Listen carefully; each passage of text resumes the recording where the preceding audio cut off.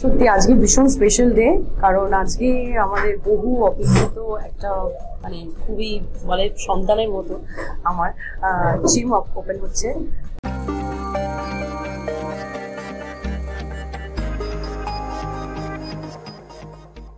চিত্রনায়িকা শ্রাবন্তীর নতুন ইঙ্গিত।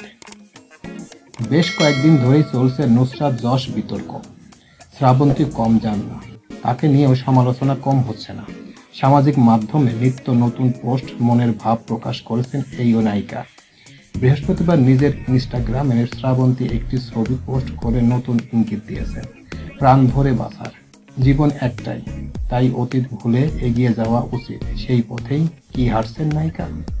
স্পষ্টই বোঝাচ্ছে রওশন যতই তার বিরহের কাতর হয়ে আবার সংসার করার ইচ্ছা প্রকাশ করুক না কেন, শ্রাবন্তী অনেক আগেই মুখ ফিরিয়েছেন।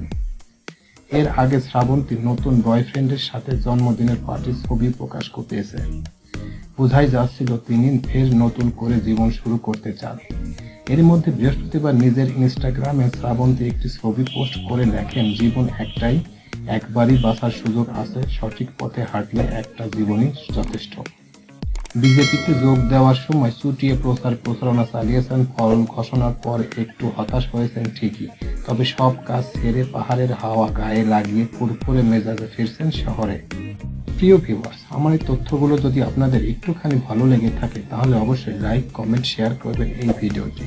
আর যারা এখন এই চ্যানেলটি সাবস্ক্রাইব করেন নাই তাদের প্রতি রিকোয়েস্ট রইল চ্যানেলটি সাবস্ক্রাইব করবেন। তো আজকে পর্যন্ত সবাইকে ধন্যবাদ।